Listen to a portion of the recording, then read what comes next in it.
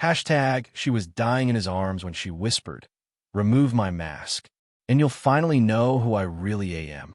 The ash-laden wind cut across Elias's face as he crouched on the crumbling rooftop. Through the scope of his rifle, he observed the movements below, a shadow flitting between the devastated buildings of what was once called Meridian City. 6 months after the collapse, the metropolis had become a wasteland of broken concrete and twisted metal, where survivors fought for scraps and warlords carved out territories with blood and bullets. But the figure he tracked wasn't just another scavenger. Even at this distance, he recognized the distinctive silhouette, slender yet strong, moving with a predator's grace. And that mask, a smooth, featureless obsidian facade with only narrow slits for eyes. Everyone in the ruins knew that mask. It belonged to Nyx, the ghost of Meridian. Elias adjusted his position, ignoring the ache in his muscles from 3 days of pursuit. Intelligence had placed her in this sector, and he'd finally caught a glimpse. For some, Nyx was a hero, a vigilante who targeted the Sentinel forces that claimed to maintain order while oppressing the survivors. For others, including Elias's commanders, she was a terrorist responsible for hundreds of deaths, including the bombing of Central Command that had killed General Hammond and dozens of others. His orders were simple: eliminate the threat.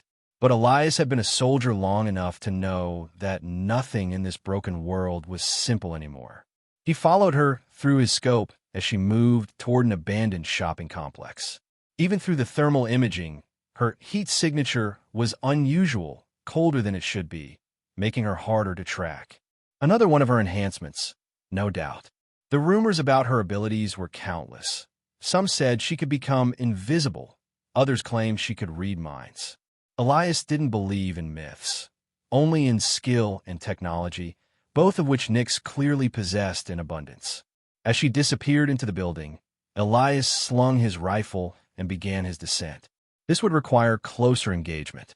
He dropped down to a fire escape, the metal groaning beneath his weight, then made his way to street level, keeping to the shadows. His comm unit crackled. "Operative Wolf, report position." Elias pressed the transmitter at his throat. Target sighted entering the Meridian Mall ruins. Moving to engage. Remember your orders, Wolf. Command wants confirmation of termination. Understood. The mall's interior was a maze of collapsed storefronts and debris. Elias moved silently, his enhanced senses a parting gift from the Sentinel augmentation program, scanning for movement. Water dripped somewhere in the darkness, and the wind whistled through broken windows, but otherwise, the place was silent. Too silent.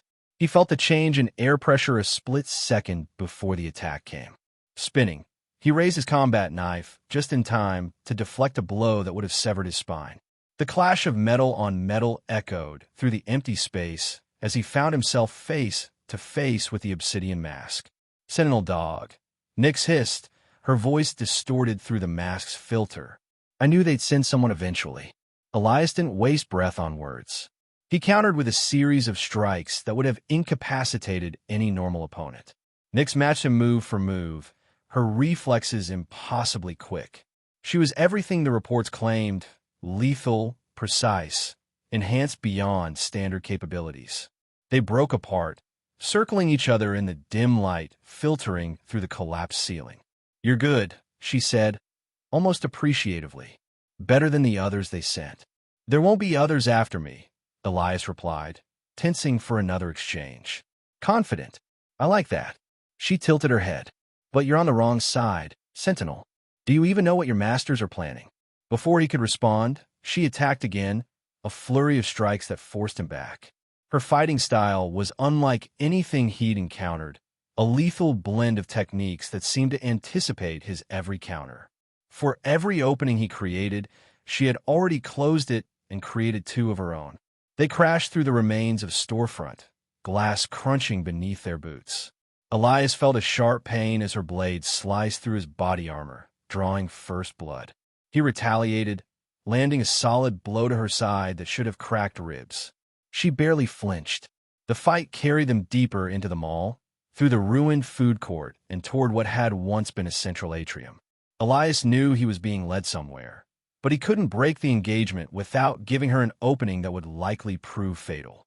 Why don't you ask yourself what happened to the other operatives they sent after me?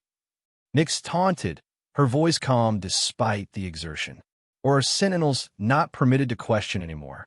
I know enough, Elias grunted, blocking a kick that would have crushed his knee. Central Command. 38 dead. Hammond, that was you. Is that what they told you? She laughed, a hollow sound through the mask's filter. You haven't even scratched the surface of the truth, Sentinel.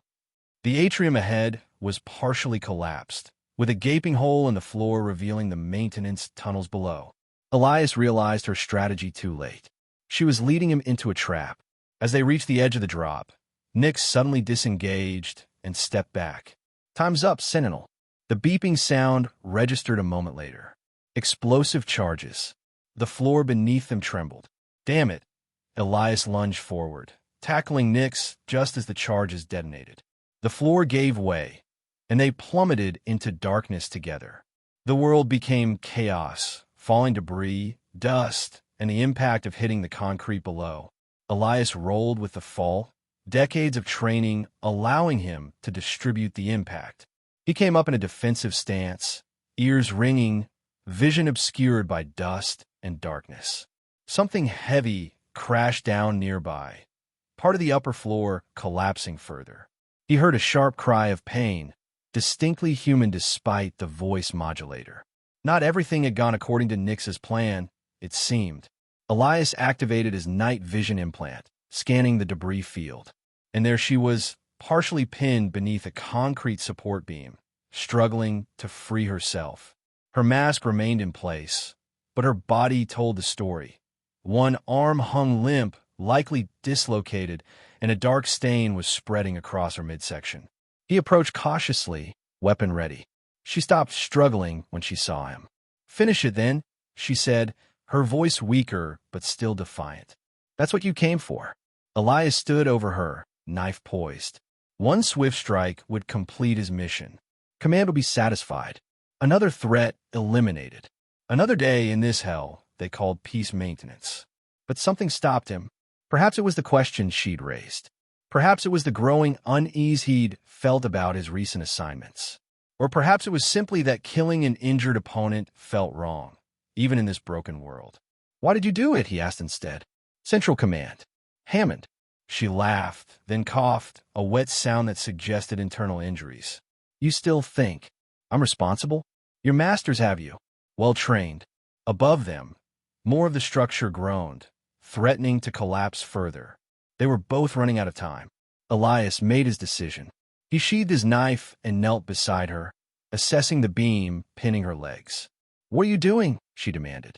Something stupid, probably. He positioned himself to lift the beam. When I move this, you need to pull yourself free. Can you do that? She studied him through the mask's eye slits. Why would you help me? I'm not sure yet. Maybe I just want answers. Elias braced himself. Ready? 1, 2, 3. He lifted with all his enhanced strength, muscles straining against the weight. With a pained gasp, Nyx dragged herself from beneath the beam. The moment she was clear, Elias let the concrete crash back down. The building above them groaned again, more urgently. Dust and small debris rained down. This whole place is coming down, Elias said, glancing at the injured woman. Can you walk? She tried to stand but collapsed immediately. Apparently not. Elias made another decision that would likely haunt him. He scooped her up, tried to minimize jostling her injuries. Maintenance tunnels should lead out. Which way? Even injured, she maintained operational awareness. East. There's a service exit that leads to the river district. With Nyx in his arms, Elias navigated the dark tunnels beneath the mall, guided by her occasional directions. Behind them, the collapse continued, sealing off their path of retreat. His comm unit was dead, crushed in the fall. Command would assume he was either still in pursuit or killed in action. It bought them some time, at least. The service exit, when they reached it, was partly blocked by debris, but Elias managed to force it open enough to squeeze through with his injured burden. They emerged into the fading daylight of Meridian's River District. Once an upscale area of restaurants and apartments overlooking the water, now a ghost town of looted buildings. There, Nix pointed weakly toward a low, concrete structure near the water's edge. Maintenance building. Secure. Elias approached cautiously, scanning for threats, but the area seemed deserted. The maintenance building had likely been overlooked by scavengers due to its unassuming appearance and lack of obvious resources. The door was secured with an old-fashioned padlock, which Elias broke with a swift kick. Inside was a Spartan space, a single room with maintenance equipment, a workbench, and not much else. But it was defensible, with only one entrance and thick concrete walls. He laid Nix on the floor as gently as possible, then went to secure the entrance, wedging a metal shelf against the door. When he turned back, she was trying to sit up, pain evident in every movement despite the mask concealing her face.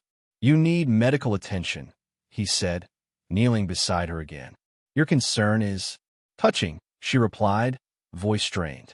"But unless you have a trauma surgeon in your pocket, I'll manage on my own. At least let me see how bad it is." She hesitated, then gave a small nod. "The pack. On my belt. There's a medical kit." Elias found a compact kit and opened it, surprised to find advanced medical supplies, military grade or better. As he prepared to treat her, a question nagged at him. "You knew I was tracking you. You could have escaped. Why engage?" Nix remained silent as he cut away the blood-soaked fabric from her midsection, revealing a deep laceration across her ribs.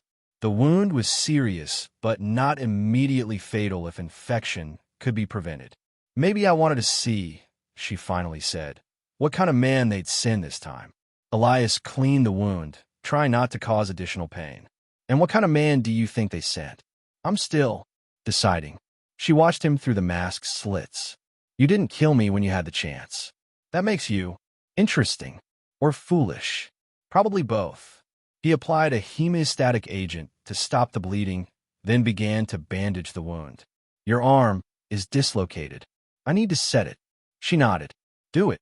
Elias took her arm, positioned it correctly, and with a swift, practiced motion, popped the joint back into place. To her credit, Nix barely made a sound, just a sharp intake of breath. "You've had medical training," she observed. "Special forces gets you a little of everything." He fashioned a sling from a torn piece of fabric. "But I'm no doctor." With her immediate injuries addressed, Elias settled back against the wall, studying the masked figure before him. In all the intelligence files, in all the briefings, Nix had remained an enigma. Gender confirmed female, identity unknown, background a collection of rumors and speculation.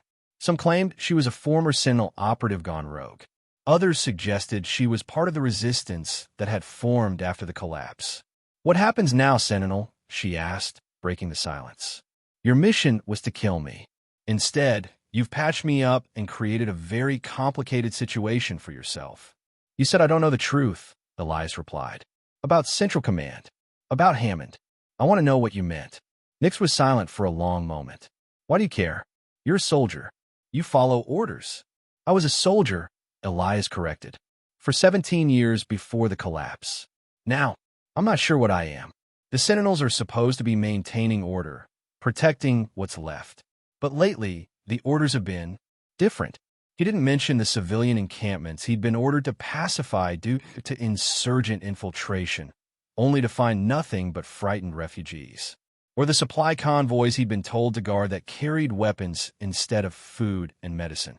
Small things, perhaps, but they added up to a picture that increasingly troubled him. "Different how?" Nix pressed. Elias shook his head. "That's not how this works. I answered one of your questions. Now you answer one of mine. Were you responsible for the Central Command bombing?" She laughed, a sound without humor. "No, but I know who was."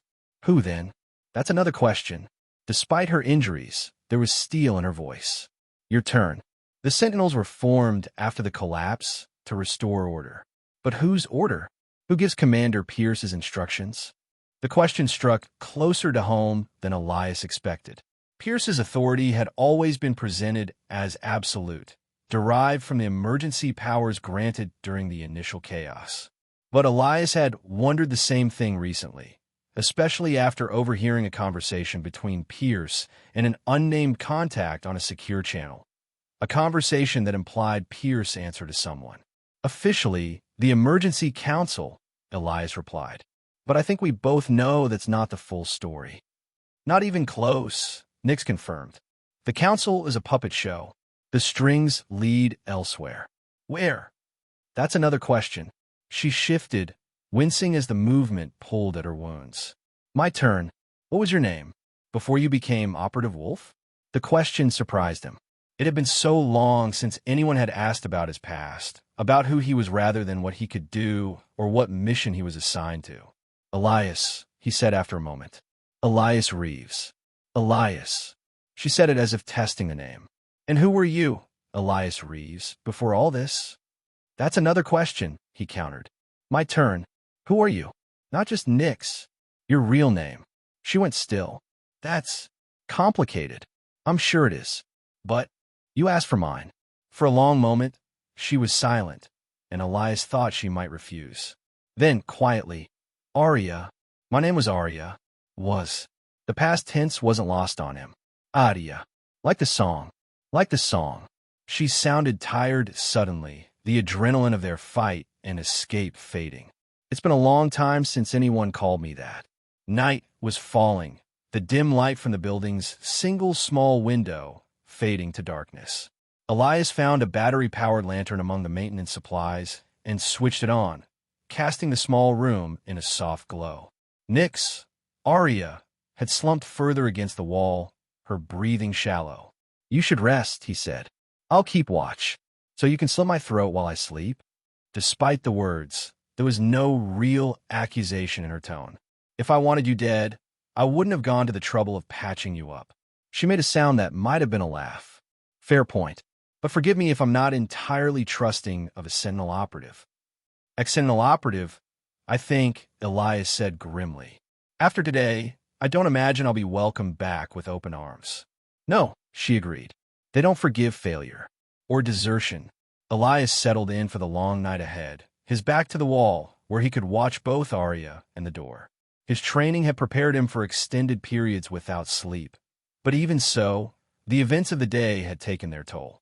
Why did you become a Sentinel? Arya asked suddenly, her voice cutting through the silence. Elias considered the question. After the collapse, everything was chaos. The Sentinels offered structure, purpose, a chance to help rebuild. He paused. At least, that's what I thought at the time. And now I'm not sure what we're rebuilding. Or for whom.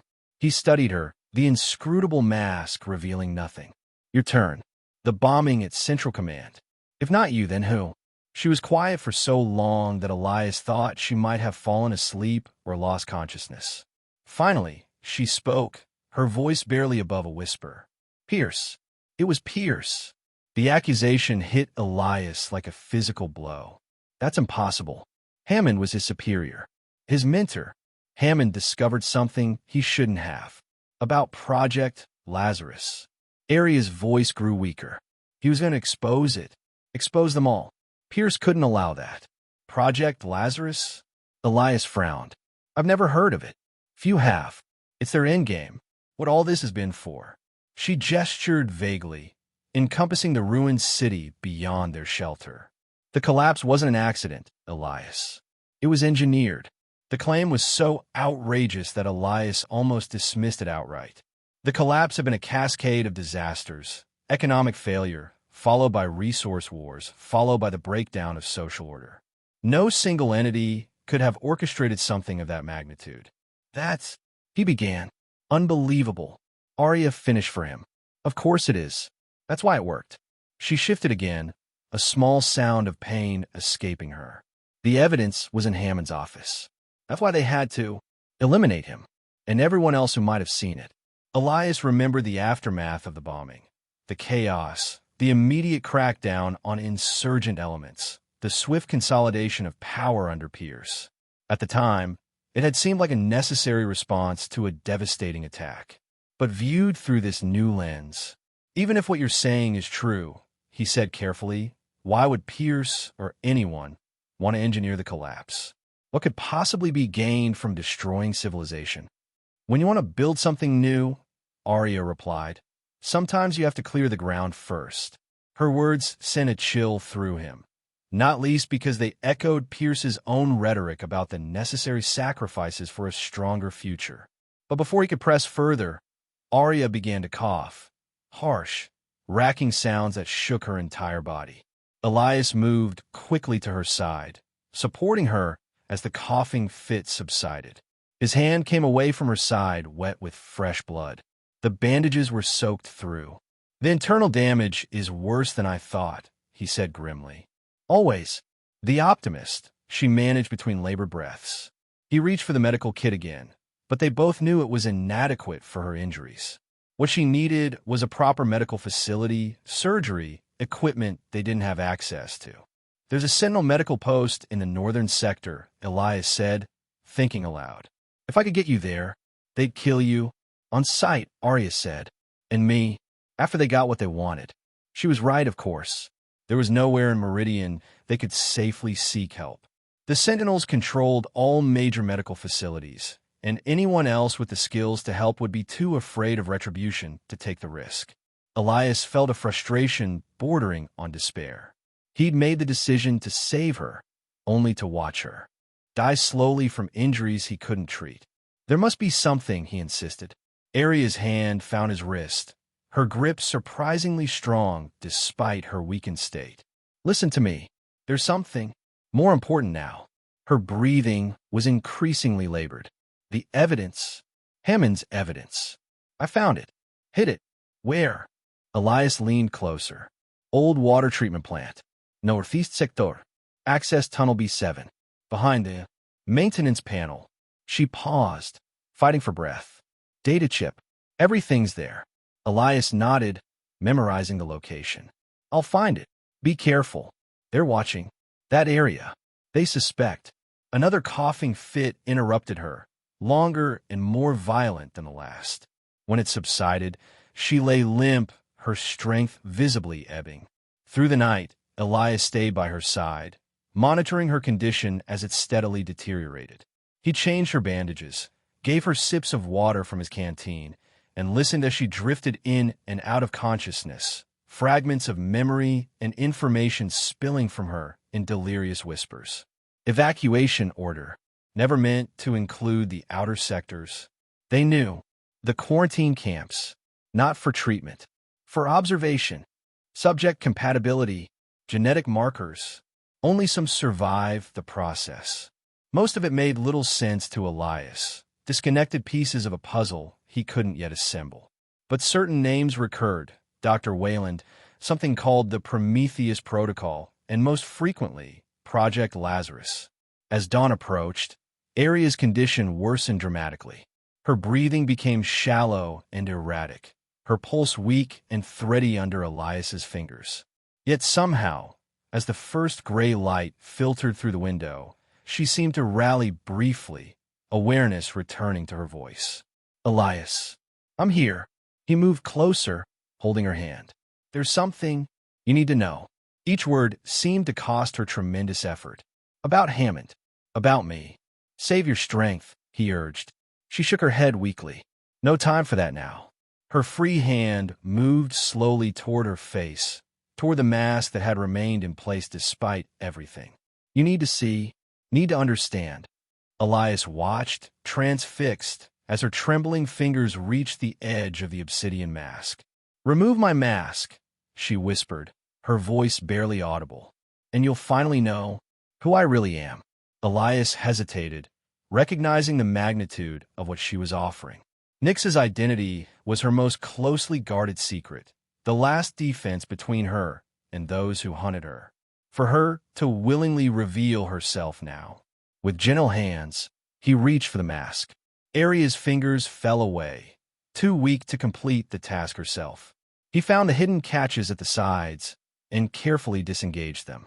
Slowly, he lifted the obsidian facade away from her face. And the world stopped. Staring back at him was a face he knew intimately, a face he had mourned, a face he had seen every night in his dreams for the past 2 years. Sarah, he breathed, the name of prayer and a curse simultaneously. Sarah Reeves. His wife, who had supposedly died in the chaotic early days of the collapse, caught in a riot while trying to reach the evacuation point where Elias waited. Her body never recovered, just one of thousands lost in those terrible days. But here she was, alive, transformed into something else entirely. How? The question contained multitudes. How did you survive? How did you become Nyx? How could you not tell me? A sad smile touched her lips, once so familiar, now strange in this context. I tried to reach you, she whispered, that day, at the evacuation point, but they found me first. They? Elias could barely form words through his shock. Wayland, his team, they were recruiting, taking people with certain genetic markers. She paused, gathering strength. I wasn't given a choice. Project Lazarus needed subjects. The implications crashed over Elias in waves. The wife he had mourned had been taken, experimented on, transformed into the infamous Nyx. And he had been hunting her, had almost killed her, without ever knowing the truth. When I escaped their facility, Sarah continued, I couldn't come to you. They were watching you, using you. The Sentinels were part of it, all along. Sarah, not Sarah anymore, she interrupted gently. She died on that table in Wayland's lab. What came after was something else. Her eyes held his, still recognizable despite everything. I became what they made me. Then I became what they feared. Elias's mind reeled, trying to reconcile the woman he had loved with the deadly operative he had hunted. Why didn't you find a way to tell me? I thought you were dead. I mourned you. I watched you, she admitted. Many times, from a distance. But reaching out would have put you in danger, made you a target. Her breath caught, and then you joined them, became a sentinel. The irony was brutal. While he had been unknowingly serving the very people responsible for taking Sarah from him, she had been fighting against them from the shadows, alone. I'm sorry, he said, the words woefully inadequate. I didn't know. Of course you didn't. Her hand squeezed as weakly. They're masters of deception. Everything. The collapse, the reconstruction, the Sentinel program. All part of their plan. What plan? What was Project Lazarus really about? Sarah's eyes began to lose focus, her grip on his hand slackening. Evolution, she whispered. Forced evolution. Hammond discovered. They're creating something, a new kind of human, built from the compatible few. Her voice grew fainter. The rest, expendable. Elias felt cold horror spreading through him. How many know about this? Pierce, Wayland, a few others at the top. Her eyes found his again, suddenly clear and intense. The evidence, Elias. You have to find it. Make it public. Stop them. I will, he promised. We will. Together. But Sarah was shaking her head, a small movement that required all her remaining strength. My part is done. Has been for a while now. She drew a shuddering breath. I just needed to see you. One last time. No, Elias protested, denial rising like bile in his throat. You're going to be fine. We'll find help. We'll expose them together. Her smile was heartbreaking in its gentleness. Always the optimist. Her hand went limp in his grip, her eyes still fixed on his face, but growing distant, looking at something he couldn't see. I loved you, she whispered. Even when I was Nyx, I loved you still. Elias felt the exact moment when she slipped away, a subtle change in the air, a weight that seemed to settle over the small room. Sarah, Arya, Nyx, was gone, her body still in his arms, her face peaceful in a way it likely hadn't been for years. For how long he sat there, holding her, Elias couldn't say. Time seemed meaningless, stretched and warped by grief both old and new. He had lost her twice now, once to a lie and now to the truth. Chaotic about the past few years suddenly had pattern and intent behind it. The water treatment plant appeared on the horizon, its massive concrete tanks and filtration systems rising above the surrounding ruins. Sentinel drones patrolled the perimeter, confirming Sarah's warning that they were watching the area. They suspected the evidence was hidden there, but hadn't yet located it. Elias moved carefully, using the skills honed through years of Special Forces training and enhanced by his Sentinel augmentations. The mask's systems provided additional data, identifying patrol patterns and suggesting approach vectors. It was like having a tactical AI integrated directly into his consciousness. Another piece of the puzzle that was Nick's. Access Tunnel B7 was located on the eastern side of the facility, partially concealed by collapsed scaffolding. Getting inside without alerting the drones would require precise timing and a distraction. Elias retrieved a small explosive charge from his kit, standard Sentinel issue for breaching operations. He set the timer, placed it on a support strut some distance from his intended entry point, and moved into position. When the charge detonated, the resulting explosion wasn't large, but it was enough to draw the attention of the patrol drones and the facility's automated security systems. Alarms blared as Elias slipped through the unguarded access point into Tunnel B7. The tunnel was narrow and dark, designed for maintenance workers rather than regular access. Elias activated the mask's night vision, illuminating the path ahead in ghostly green. Water dripped from overhead pipes, forming puddles on the concrete floor. The air was thick with the smell of chemicals and mold. He moved quickly but cautiously, counting the maintenance panels along the wall. Sarah hadn't specified which one contained the hidden evidence, which meant he would need to check each one, a time-consuming process with Sentinel reinforcements likely already on their way. The first 3 panels contained nothing but pipes and wiring. The fourth was rusted shut, requiring force to open, but yielded nothing of interest. As he moved to the 5th, Elias heard boots on metal, Sentinel troops entering the tunnel system from another access point. Working faster now, he checked the 5th panel, then the 6th. Both empty. The 7th panel was different, newer than the others, its locking mechanism more sophisticated. It took precious seconds to bypass the security, but when the panel swung open, Elias knew he'd found what he was looking for. Behind the panel was a small cavity, clearly carved out after the tunnel's construction. Nestled inside was a data chip, alongside a handwritten note on yellowed paper. Elias grabbed both, securing them in an inner pocket of his tactical vest. The sound of approaching troops grew louder. There was no time to find another exit route.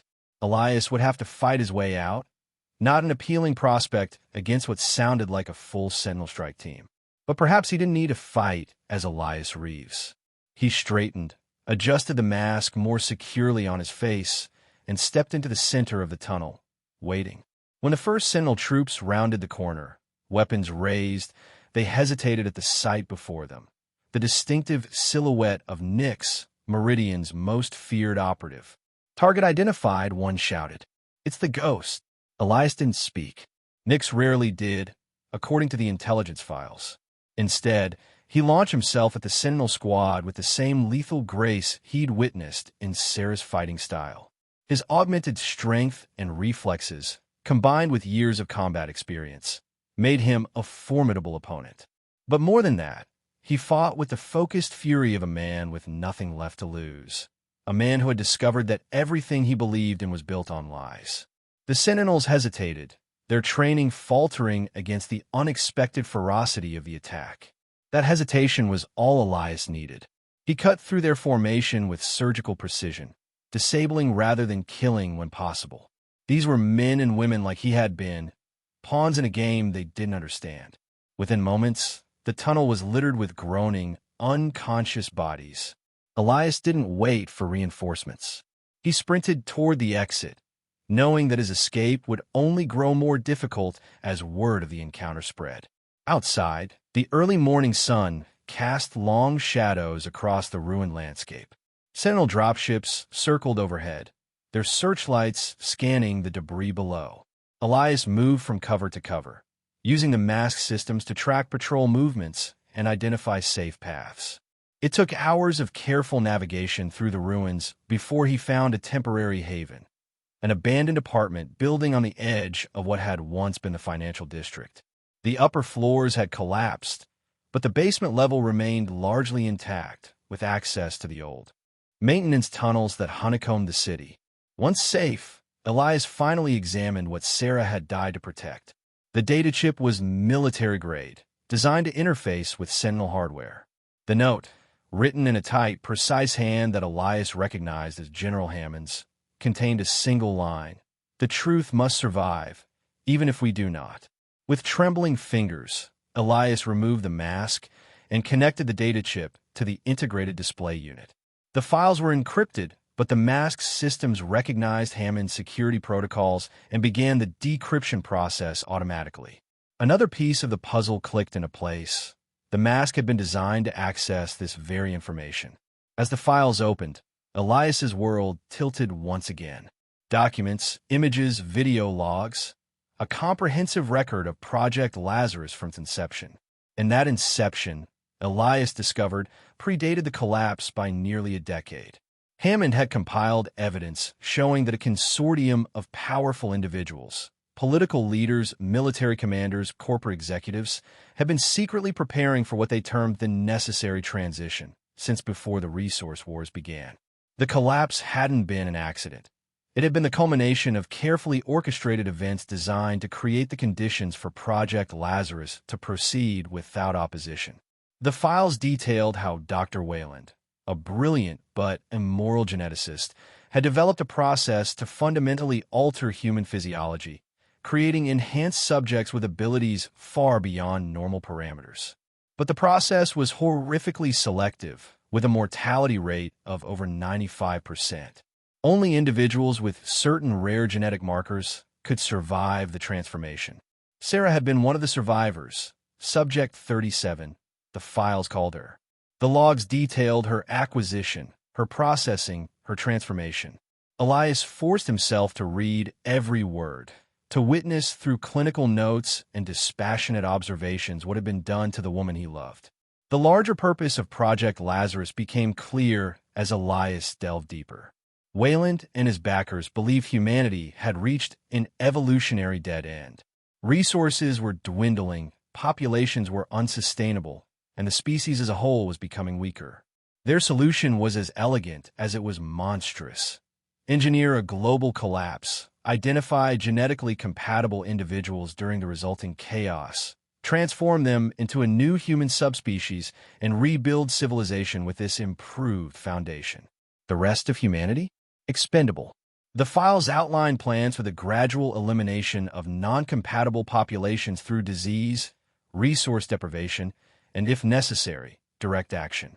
Hammond had discovered these plans approximately 2 years after the collapse, when Project Lazarus moved from its acquisition phase to what the documents chillingly called the controlled extinction phase. He had gathered his evidence, prepared to expose the truth to what remained of the world's leadership, and then the Central Command bombing had silenced him forever. Except he had managed to hide this one copy of the evidence.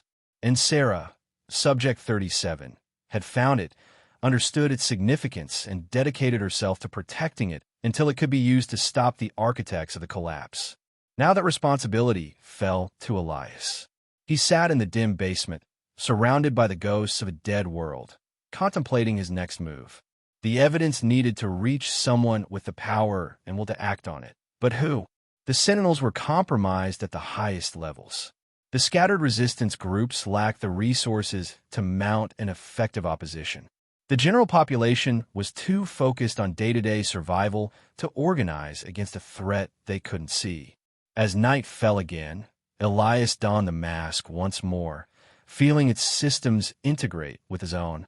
With it came a sense of Sarah's presence, not as a ghost or spirit, but as a continuation of purpose.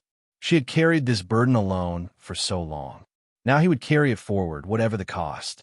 The next weeks passed in a blur of movement and tension. Elias became a shadow, slipping between sectors of the ruined city, gathering intelligence, and making cautious contact with elements of the resistance. The mask of Nyx opened doors that would have remained closed to a Sentinel operative, though many were initially skeptical about the change in the ghost's physical build and fighting style. Elias learned to mimic Sarah's movements, to embody the legend she had created. In some ways, it felt like a betrayal, pretending to be her, using her identity. In others, it felt like the only way to honor what she had stood for. He also discovered that Sarah had built a network of informants and allies throughout Meridian, people who had helped her gather information about Project Lazarus, who had provided safe houses and supplies, who had believed in her fight against the architects of the collapse. Now, they cautiously extended that trust to the new Nix, providing Elias with resources he desperately needed. Through this network, Elias learned of a communication hub in the eastern sector, one of the few facilities with the capability to broadcast a message beyond Meridian's borders. If he could upload Hammond's evidence there, it would reach whatever remained of the outside world, exposing Project Lazarus for what it was. But the hub was one of the most heavily guarded Sentinel installations in the city, with security measures specifically designed to keep Nix out. Pierce had evidently feared exactly this scenario, the Ghost gaining access to a broadcast facility. Elias spent days observing the hub's defenses, looking for weaknesses, planning his approach. The old Elias would have sought a direct assault, relying on superior training and firepower. The new Elias, wearing Sarah's mask, thought differently, seeking angles of attack that weren't immediately obvious, paths through the defenses that conventional military thinking wouldn't anticipate. On the seventh night of surveillance, a storm rolled in from the east, a heavy, driving rain that reduced visibility and interfered with electronic systems. It was the opportunity Elias had been waiting for. Using maintenance tunnels that had been part of Sarah's extensive mental map of the city, he approached the communication hub from below. The facility's power system connected to the city's old electrical grid, providing an entry point that bypassed the external defenses.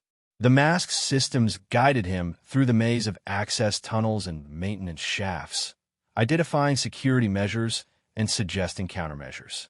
It was like having Sarah's knowledge and experience directly interfaced with his consciousness, a ghost in the machine, leading him toward their shared purpose.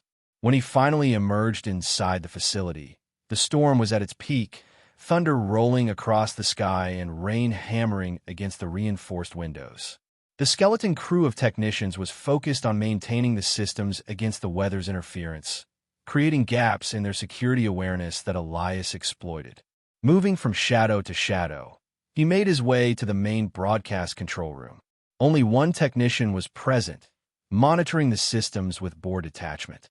Elias subdued him with a quick, silent takedown, then secured the door and turned to the communication console. The technology was familiar enough.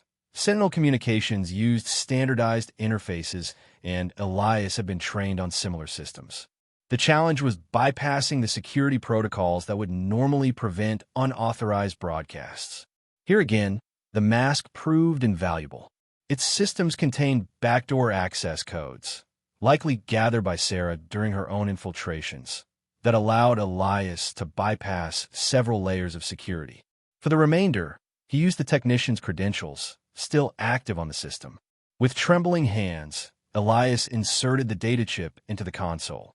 Hammond's evidence began uploading to the broadcast buffer, preparing for transmission not just to Meridian, but to every functioning receiver within 500 miles. A warning klaxon shattered the relative quiet. On the security monitors, Elias saw Sentinel troops mobilizing, responding to the unauthorized access. He had minutes, at most, before they reached the broadcast control room. The upload continued, the progress bar crawling across the screen with agonizing slowness. 60%, 65%. The sound of boots in the corridor outside grew louder. 70%, 75%. Someone tried the door handle, found it locked. 80%, 85%. A battering ram slammed against the reinforced door, the metal groaning under the impact. 90%, 95%. Another impact, the door's hinges beginning to give way. 100%. Upload complete. Elias initiated the broadcast sequence, his finger hovering over the final confirmation key. In that moment of hesitation, the door burst open and Sentinel troops poured into the room, weapons trained on the masked figure at the console. "Step away from the controls," the squad leader ordered. "Hands where we can see them." Elias slowly raised his hands, turning to face the Sentinels. Through the mask's eye slits, he studied their formations, their weapons, their tension. They were afraid, not just of Nix, but of what might happen if the broadcast went through. "I said step away," the leader repeated, his weapon wavering slightly. "You don't understand what you're protecting," Elias said, his voice distorted through the mask's filter. "You don't know what they've done, what they're planning to do. Final warning. Step away or we open fire." Elias looked back at the console, at the confirmation prompt still waiting for his input. One movement, one keystroke, and the truth would be unleashed. But he would almost certainly die in the process, cut down before he could see whether the broadcast made any difference. Was that enough to release the information and hope someone, somewhere, would act on it? Or did the fight against Project Lazarus require more than just exposure? Sarah had carried this burden for years, fighting from the shadows, keeping the truth alive until it could be revealed at the right moment. Perhaps that moment wasn't now. Perhaps it required more preparation, more allies, more leverage against those who would try to dismiss the evidence as propaganda. Elias made his decision. With lightning speed, he ejected the data chip from the console and triggered a smoke grenade from his belt. As thick white smoke filled the room, he moved, not toward the door, where the sentinels were already firing blindly, but toward the ventilation shaft in the corner. Bullets pinged off the metal around him as he wrenched the vent cover free and squeezed into the narrow passage. The mask's systems guided him through the ventilation network, identifying turns and drops that would lead him away from the pursuing sentinels. By the time he emerged onto the facility's roof, the storm was beginning to pass, the rain reduced to a light drizzle. In the distance, Sentinel dropships were already airborne, searchlights scanning for any sign of the intruder. Elias moved quickly, using the urban terrain to break line of sight with the aerial patrols. The night swallowed him, the obsidian mask gleaming dully in the occasional flash of lightning. He had failed to broadcast the evidence, but he hadn't lost it. The data chip was secure, the truth still preserved. And he was still alive, still able to fight another day. As he made his way back to one of Sarah's safe houses, Elias reflected on the path ahead. The architects of Project Lazarus were powerful, entrenched, and willing to sacrifice millions, billions, to achieve their vision of a better humanity. Exposing them was necessary, but not sufficient. They needed to be stopped, their infrastructure dismantled, their influence broken beyond repair. It was a mission that might take years, might claim his life, might ultimately fail. But as he touched the smooth surface of the mask, feeling the connection to the woman who had fought this battle before him, Elias found clarity amidst the uncertainty. Sarah had given everything to preserve the truth and oppose Project Lazarus. He would do no less. Whatever it took, whatever the cost, he would continue her fight, not just for the woman he had loved and lost twice, but for all those who had unknowingly fallen victim to the necessary transition. In the safe house, Elias removed the mask, setting it carefully on a makeshift table. His reflection in a cracked mirror showed a face transformed by grief, determination, and purpose. He wasn't just Elias Reeves anymore, nor was he truly Nix. He had become something new, a bridge between identities, between past and future, between what was lost and what might yet be saved. "I'll finish this," he promised the empty room, his words meant for ears that could no longer hear them. "Whatever it takes." Outside, the storm passed completely, stars emerging from behind dissipating clouds. In the eastern sky, the faintest hint of dawn appeared, the first light of a new day, breaking over a broken world. Elias donned the mask once more and stepped out into that pale light. The legend of Nyx, the ghost of Meridian, would continue, a shadow moving through the ruins, a symbol of resistance against those who had engineered humanity's collapse. And perhaps, someday, a harbinger of its rebirth. Behind the obsidian facade, Elias's eyes burned with renewed purpose. The architects of Project Lazarus had created their own nemesis when they took Sarah from him. Now they would face the consequences of that creation. Not in the controlled confines of their laboratories, but in the chaotic, unpredictable theater of a world they had thought to remake in their image. The hunt had begun anew. But this time, Elias wasn't the hunter.